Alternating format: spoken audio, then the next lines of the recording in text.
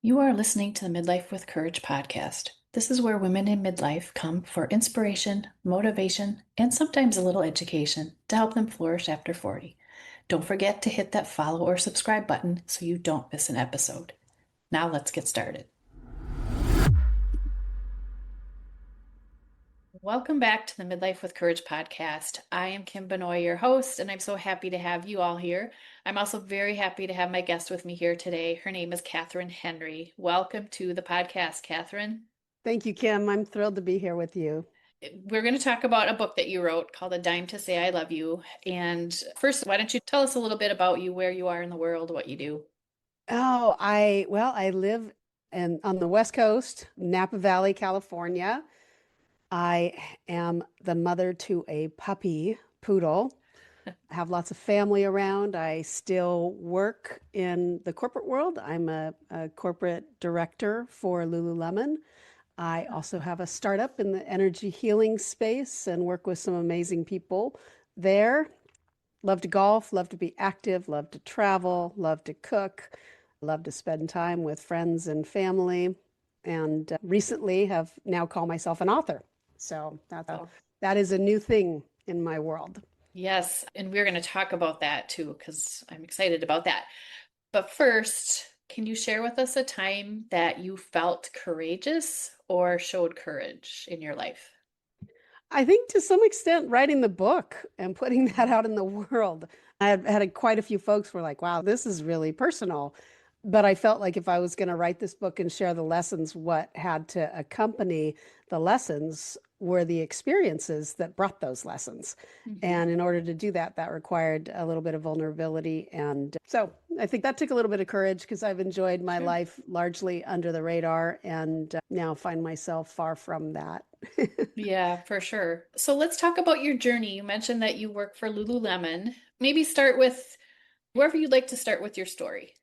How's that? If I speak to kind of the career journey, Yeah. I started my career with a hard hat and a tool belt as a telecom technician and I love it. worked my way into roles of managing big projects and programs and ended up in the consulting world and then in executive roles that kind of bridged that conversation, if you will, between technology and delivering, new business process capabilities and that ultimately took me into executive roles leading technology and operating organizations. And after things happened with Lisa, that the cancer battle and all of that, I ended up being gifted the opportunity to join the board of directors of Lululemon. And that has been my kind of focus, along with more passion projects of what I want to do in the world or how I want to try to have some kind of positive impact in any way I can, including now writing this book.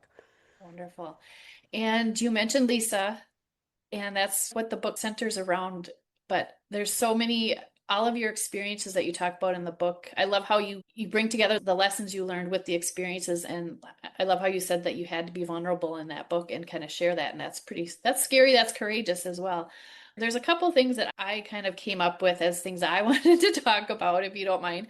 Not at all. Awesome. So the first thing that we talked about, well, first of all, tell us about Lisa. Who is Lisa? Mm. Lisa was a powerhouse of a human, 6 foot tall, a woman of deep integrity. When Lisa said she was going to do something, you always knew it was going to get done. She was a protector of people. She would always be one who would jump in and stand up for somebody who maybe needed a little bit of support or love or care. If others, like if someone were bullying, she'd be the first one to be like, "Oh no, leave this individual alone." Her nickname from being a young girl was Wonder Woman. Wonder Woman. And she kind of personified that in many ways. And when she set her mind to something, she did it. Just a very inspirational human being. Wonderful. And she was your wife.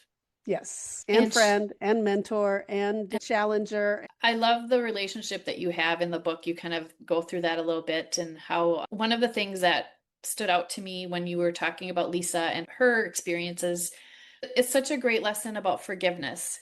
She grew up with a Mm. dad who was not nice to her, and that's putting it mildly. Do you want to talk about that and how that forgiveness came to be eventually? Yeah, and how freeing that was. And Hmm.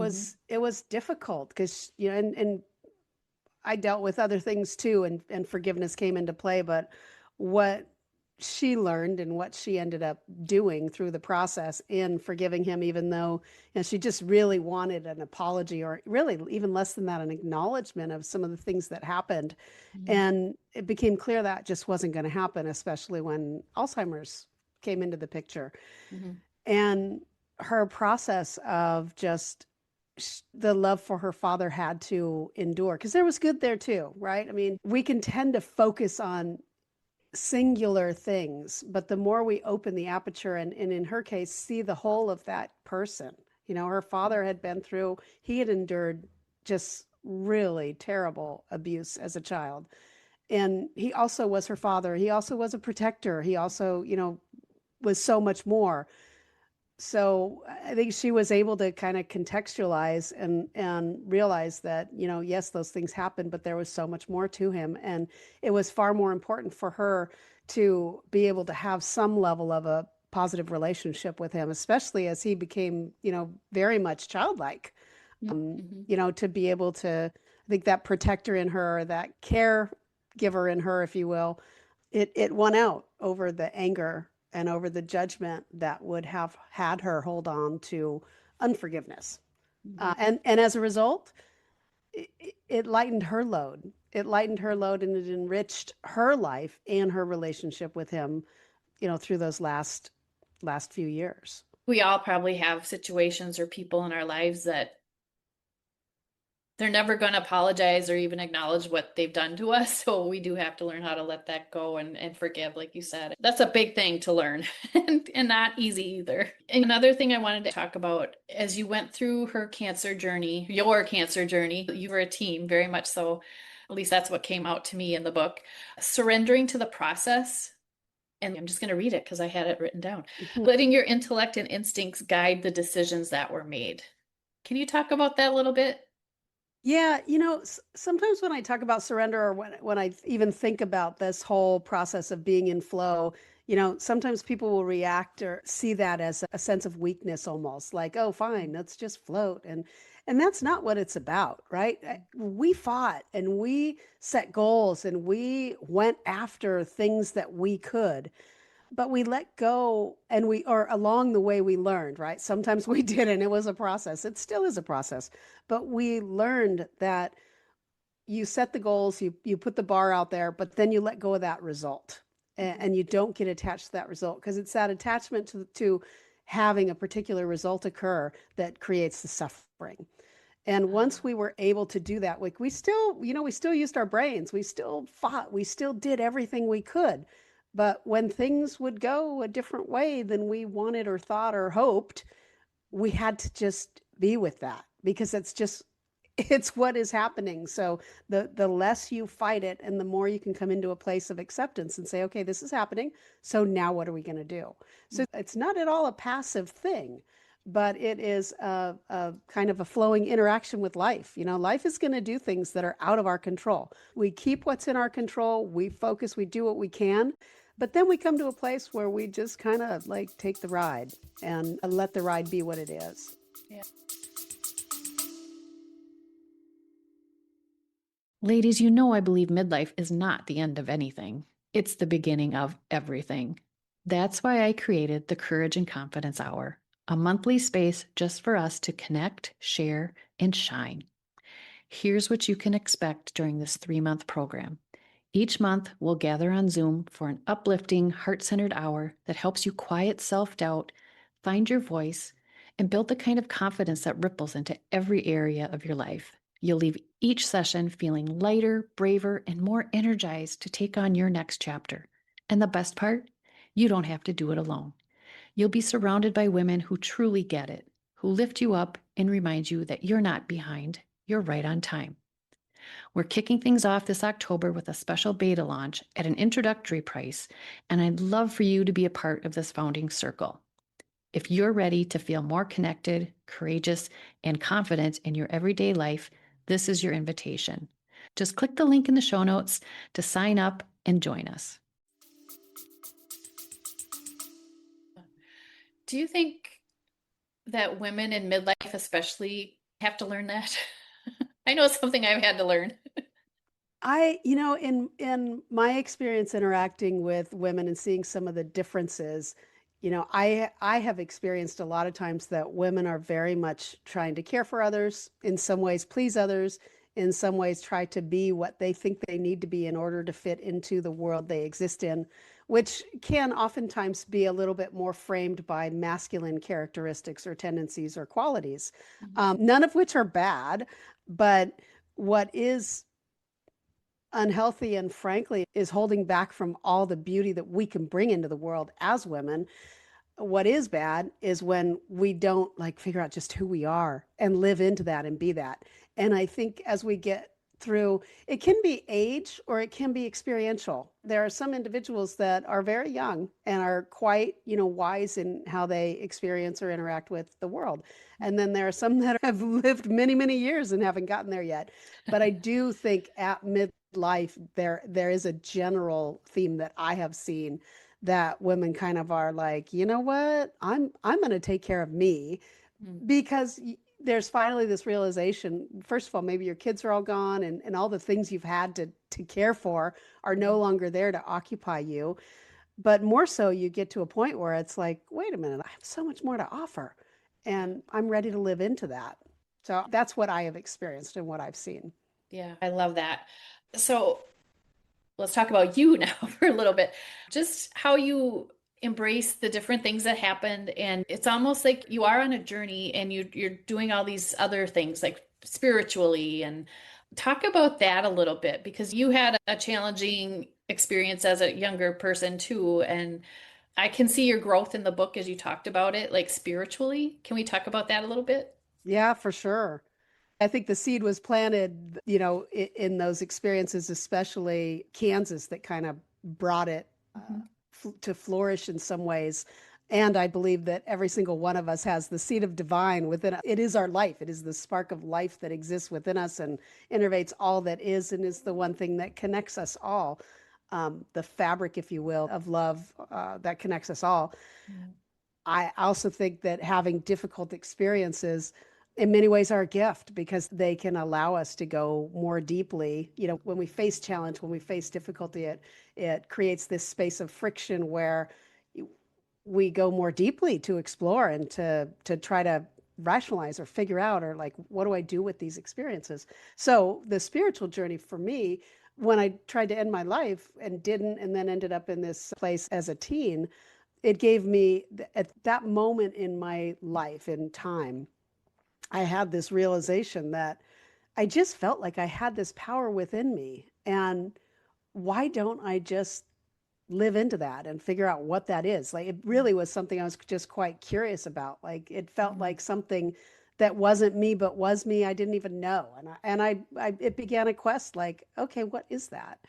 And many of the dogmatic teachings that had come to me from organized religion, I started to just explore. And over decades, frankly, through reading everything from Vedic, Sanatan Dharma, Buddhism, Zen, just in the interest of curiosity. I just want to understand. Like, there's billions of people on this earth, and they have different experiences, and people have existed on the earth for millions of years, Mhm. presumably. So, broaden the perspective. And that was anchored in something deeply spiritual and trying to uncover really what is it that I feel is within that exists Mhm. within me. What is this energy? What is this strength? What is this power? And that continues to be a driving force for me is connecting, uncovering, determining what is that and how do I free that? How do I live into that? How do I connect with that? Mhm. And Yeah. it will be a journey until I take my last breath, and then we'll probably continue in another form that's not Yeah. this human body. Yes, and I love that too, how you talk about that with Lisa too, and how her physical body isn't here, but she's still here, that energy. And that's something I truly believe in. I really think that. Tell us about the dimes, because Hmm. the book is called A Dime to Say I Love You. Yep.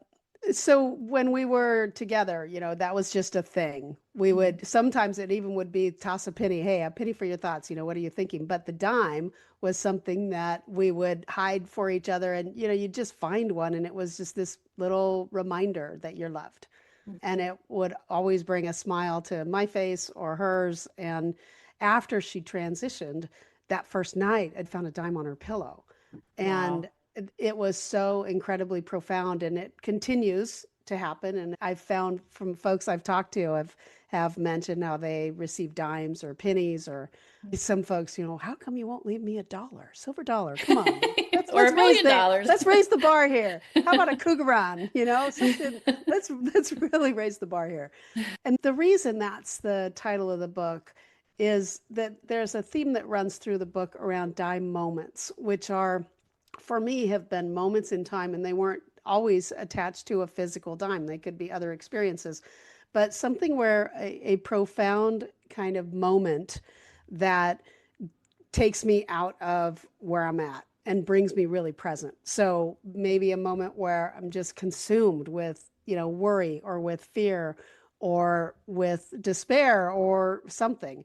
And just this simple little memento, this simple little thing can completely shift my perspective. And to me, those are little knocks from beyond, Hmm.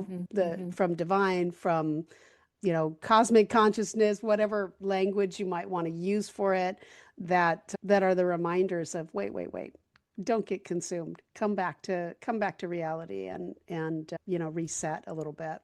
Yeah, I love that. The day after my husband's grandma, who we were very close to, the day after she passed on, I found a very shiny nickel right Mm. next to my car in the parking lot where I was working, and it's still in my car. I still have it in my cup holder. Like that was a little gift from grandma. She Mm. wasn't the penny kind. She was like, I'm going to do a little bit more. So 5 times more. Yep. exactly, exactly. So throughout your journey, resilience kind of seems to be another theme that I wrote down here I wanted to talk about, just being fully present in the moment. And I think that dime kind of fits right in with that. It does. Resilience is, it's just a part of life. I mean, we Yeah. have such capacity as human beings to endure, to thrive, to grow, to learn. And, resilience, I look at it as like, I like to work out and train and study and learn and grow. And, to me, the resilience, like, a great workout, you're tearing down those muscles and they're coming back stronger. Hmm. So resilience in the spirit of an emotional experience or even mental or spiritual is, how do you challenge your thinking that ultimately, you grow, you learn, you expand. And it's not by going down a path of like always surrounding yourself with people that think the exact way that you do. You're not going to expand or grow. Sometimes we need to have conversations, or we need to connect, or we need to explore things that don't necessarily sit perfectly with us. And that expands our capacity. It expands our awareness or the aperture. And it doesn't mean that you're going to accept those things, like especially now in the political climate we're in, Hmm. where people have views that they're in some cases even willing to hurt others for. Rather than down that path, we can find space to listen to others and not necessarily agree, but we can seek to understand and just sometimes agree to disagree, or maybe a lot Yeah. of times agree to disagree. But that process brings in resiliency because it challenges our norm or what we accept. And we can have the resilience to have that challenge, yet still endure and continue on.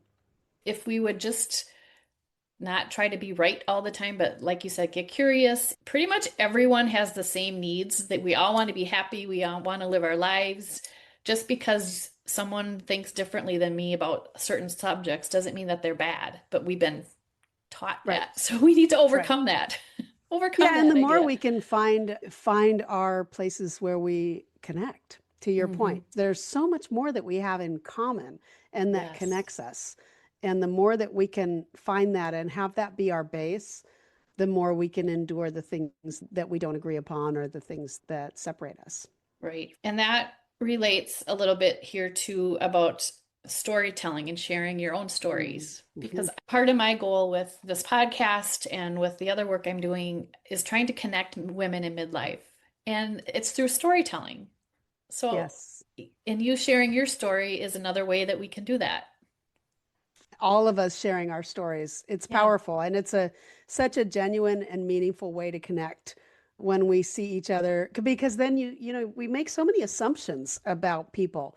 You look at Hmm. someone on the surface, you look at whether it's where they live, where they're spending time, or who they surround themselves with, and all of a sudden now you've filled in the entire story of who that individual is Hmm. and even how they've been brought up. It's just what happens, what we do. It's Sure. part of how we exist, even how we experience the world. There is so much that our brain fills in for us as to what we're seeing just based on past and history, not based on what's actually around us. It's Right. quite phenomenal, really. And we do that for people, and we need to back off of that. Like, really do. Yeah. I think it goes back to just being curious. You know, I'm trying if something someone does or says is not agreeing with me or turns into something negative, I'm like, okay, why are they like that? What's going on there? I want to know more. I'm Yeah, and trying to do that. maybe assume the best instead of the worst is the other thing too. So instead Yes. of when someone's, whatever, behaving in a way that you don't like, instead of thinking, whatever, they're jerks, they're whatever, think about, well, someone driving crazy, like maybe they're on the way to the hospital and they just got told that their child's in the hospital versus they're cutting me off because have a personal vendetta against me. It's like it's choice. Like what do you want to think? Well, maybe you can choose to think something that leads to compassion instead of leading to anger. Yes, yes. Everyone will feel better that way. Yes, and be more curious than afraid. I find that to be a fun one sometimes. It's like, okay, maybe I'll be more curious than afraid here. Oh, I love that. I love that. Be more curious than afraid. Wonderful. So, Kathryn, what's next for you? What's coming down the road for you, do you think? Or are you just Um, letting things come? Well, I'm letting things come, and I also continue to just the practices that I have for connecting, for meditation, for, traveling different places. You might have seen the top of the head of my new puppy, I did. Pono, who's very much in the book. Pono Yeah. transitioned and went to be with Lisa earlier this year. Oh, And not too long before that, this puppy came into my life that I had not planned to have. So oh, I've got that. I have a beautiful life, a family, friends, travel, and I'm letting the book take me wherever it takes me. I've done some events like book clubs or book signings, podcasts like this, some live events that I have found are just people are opening up to such beautiful conversation and connection. Like the book seems to be a connector for people and hmm. breaking down some like emotional walls that people have. It's written for someone to be whatever is useful to them. That's really Hmm. the sole purpose. But I'm open to how I'm called in that in any way to share and just enjoy the life that I have Yeah, and wherever it takes me. I This love too it. shall pass. Yeah, So I love it. So, a dime to say I love you, and I don't know if it'll show up there. There we go. Well, that didn't show up very well. Anyway, mine will show up. there you go. There you go. Nice. Yeah, I love it. Where can people find that if they'd like to buy that from you? It's available in all channels. Even your indie booksellers should have it, and online on Amazon, Walmart, Target, all places have it. And Wonderful. very soon, my Audible book will be coming out, which I Oh, recorded, nice. and I'm really excited about that. I don't Okay. have the official publication date, but it will be soon. It should already be available on Spotify and some of the other Okay. Apple channels and stuff. So that's an Okay. exciting thing that's coming. Yeah. How was that process to read your own book? It was really good. I did it with a friend who's a sound engineer that I'm involved in with another company I work with. Hmm. And so it was very comfortable. We had fun together. I didn't think I would like hearing my own voice, Hmm. but I've listened to it so many times. I still enjoy listening to it. And I have my own copy that I continue to read, when I'm like, I think I want to remind myself a little bit about that forgiveness section or self-love or something like that. But it was kind of profound and cathartic to hear in my own voice. And it didn't even necessarily feel like it was me. It just felt like a person telling their story. I enjoyed it. Yeah, Yeah. it was good. And I'm glad I'm the one who read it. It was Yeah. fun. Yeah, I always wonder about that. When you're writing your own story, I really think the author should be the one that reads it, if that works for them. But I think that's Yeah, neat. Yeah, yeah.